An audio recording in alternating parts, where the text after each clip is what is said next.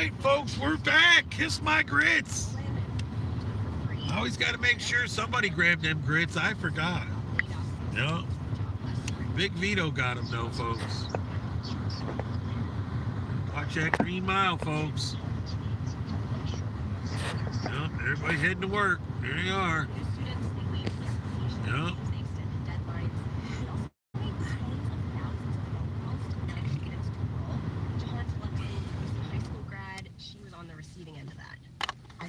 To go to college, like, to be honest. I didn't think it was for me. Yeah, I was really close to just, finding a good job. Yep. I wasn't going to go to college, but those liberals made me feel like I had to. And now I owe thousands of dollars in student debt, folks. It is what it is, folks, but, it's what happens in life. That's life. Really concerned about, right? Funny how it seems. That's right. They're by far the biggest group missing from researchers actually found the decline Yep. students than wealthier students in that class. Should we have Frank Sinatra night? We can all sing Frankie. Research shows it can be really hard to go to college after a year. A Paul and a poppin', a pirate, a poet, a pawn and a king. I've been up and down and over. I mean, I'm close on the words, folks. You gotta give Yeah Man a break on that, folks. I'm pretty damn close on the words. Yep. I mean, I used to rock Frankie back in the day. Trust me. I knew what I was doing. Yup, Frankie. Good old Frankie boy. Yup. I used to like Roy Orbison too. He died in the 80s. Yup. How you like that? It's like a soothing jazz that'll come in a copyright later. Yup. But it is what it is, folks. This is NPR News. It's 5:19. You're listening NPR to News on WDET. In 2 minutes, Noel King speaks with author Zachary Carter about economic policy in the COVID-19 era.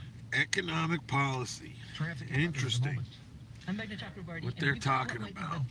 Why do you need all this policy? New studies show that even in the midst of a pandemic that disproportionately This is just crazy. Too much regulation. We're generally mentally better off, more resilient, possibly even happier. That's great news as overall people Oh, any day now. That's on next.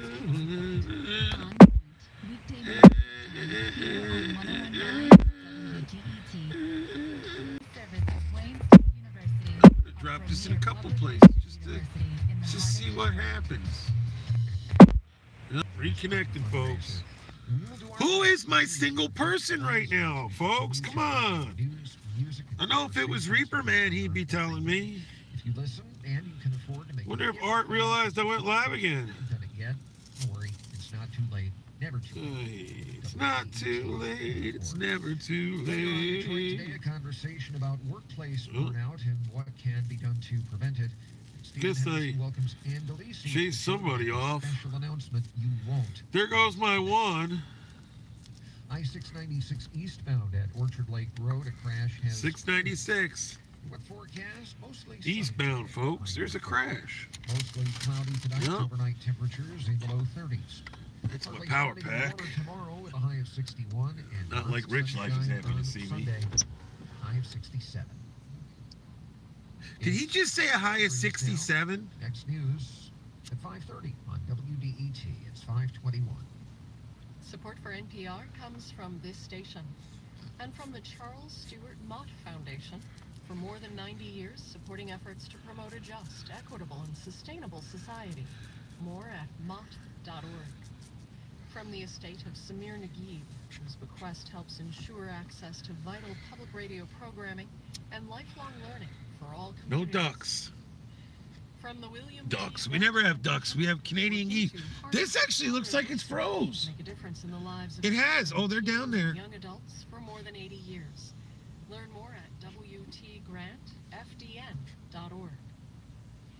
And from the John S. and James L. Knight Foundation, helping NPR advance journalistic excellence in the digital age. This is Morning Edition from NPR News. I'm Rachel Martin. And I'm Noel King. Good morning. Do the trillions of dollars that the Biden administration wants to pump into the economy signal the return of big government? I put this question to Zachary Carter, who wrote a book called The Price of Peace. It's about the economist John Maynard Keynes and the ideas that underpin our current understanding of what government's responsibility is in a time of crisis. Carter told me it's not really about big government versus small government anymore. It's about how the money is spent.